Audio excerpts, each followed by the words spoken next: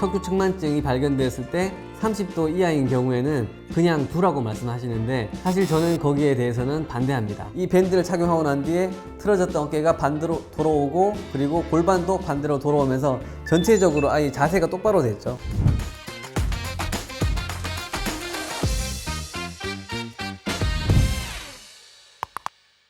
안녕하세요. 도시인 김주민 원장입니다. 오늘은 척추측만증 아이를 둔 부모님들에게 희소식을 하나 알려드리도록 하겠습니다. 오늘의 주제는 척추측만증 아이의 인생을 바꿔준 보조기구입니다. 오늘의 영상도 끝까지 봐주시고요. 구독과 좋아요 부탁드립니다. 척추측만증이란 엑스레이를 정면에서 찍었을 때 척추가 10도 이상 휘어있는 부분을 말합니다. 척추측만증은 매우 어린 시절부터 발생하고 경우에 따라서는 매우 악화되는 경우도 있습니다. 척추측만증의 징후로는 첫 번째, 한쪽 어깨가 올라가거나 한쪽 어깨가 뒤로 넘어가 있는 경우, 그리고 두 번째, 한쪽 엉덩이가 뒤로 빠져 있거나 아예 많이 튀어나와 있는 경우, 세 번째는 옷이 자꾸 돌아가고 옷이 맞지 않는 경우입니다. 이러한 척추측만증이 생기는 원인은 80%가 특발성으로 나타나는데요. 특발성이라는 것은 원인을 알 수 없다입니다. 그래서 아직까지 원인이 밝혀지지도 않았고 미리 예방할 수 있는 방법도 없다는 것입니다. 그러므로 이것이 발견되었을 때 이것은 누구의 잘못도 아닙니다. 부모님이 죄책감을 가질 필요도 없고 아이를 다그칠 필요도 없는 것입니다. 그렇기 때문에 오로지 치료에 전념하셔야 됩니다. 그럼 척추측만증이 발견되었을 때는 어떻게 치료해야 될까요? 유튜브를 검색해 보거나 많은 분들이 얘기하시는 것을 보면은 척추측만증이 발견되었을 때 30도 이하인 경우에는 그냥 두라고 말씀하시는데, 사실 저는 거기에 대해서는 반대합니다. 실제로 2016년도에 발표된 세계 척추측만 협회의 가이드라인을 보면은 30도 이하인 아이들에게 밴드형 척추 보장구와 운동을 시켜라 라고 이렇게 나오고 있습니다. 근데 현재 아직 우리나라에서는 밴드형 척추측만증 보장구에 대해서는 잘 알려져 있지 않은 상황이거든요.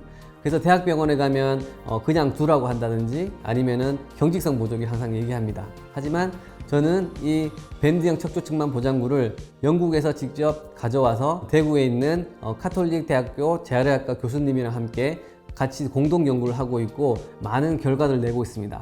실제로 2017년과 2019년, 2021년에 이것과 관련된 좋은 결과를 논문으로 발표하기도 했습니다. 이것이 바로 밴드형 척추측만 보장구 스파인코라고 하는 건데요. 위에 조끼가 있고 밑에 바지가 있고 그리고 밴드가 이렇게 4가지가 있습니다. 척추측만증 타입에 따라서 정하게 되는 건데요.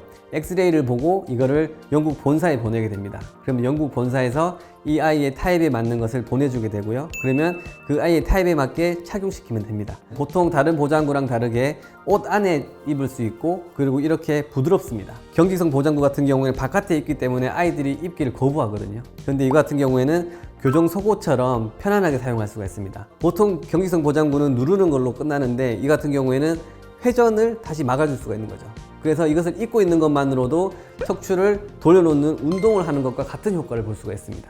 그래서 이 밴드형 척추측만 보장구 스파인코 같은 경우에는 해외에서도 이미 많이 인정을 받았고 많은 논문이 나오고 있습니다. 그래서 우리 한국에 있는 아이들도 이제는 밴드형 척추측만 보장구를 통해서 많은 도움을 받았으면 좋겠습니다. 제가 척추측만 보장구 스파인코를 직접 착용시켰던 아이의 케이스를 설명해 드리도록 하겠습니다. 이 아이는 10세 여자아이였고 흉추가 27도 휘어 있던 아이였습니다. 27도라면 30도 이하이기 때문에 원래는 그냥 놔둬야 되는 상황이라고 볼 수 있단 말이에요. 그런데 저는 세계 척추측만 보장구 가이드라인에 맞춰서 밴드형 보장구와 운동을 가르쳤습니다.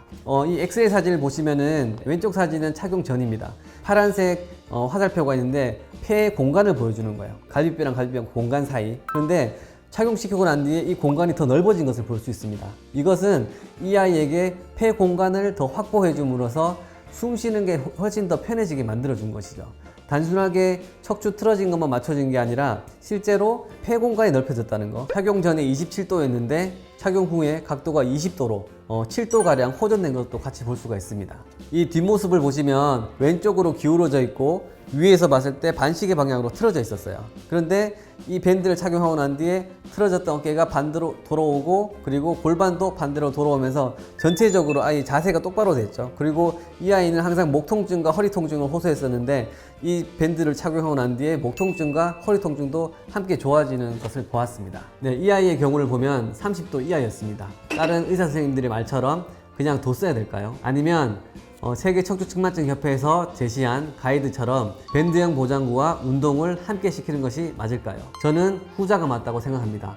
그래서 저는 지금 열심히 30도 이하인 아이들도 밴드형 보장구를 착용시키고 있고 운동을 같이 시키고 있습니다. 이 치료법을 많은 척추측만증 아이들이 접했으면 좋겠고 이걸 통해서 많은 도움을 받았으면 좋겠습니다.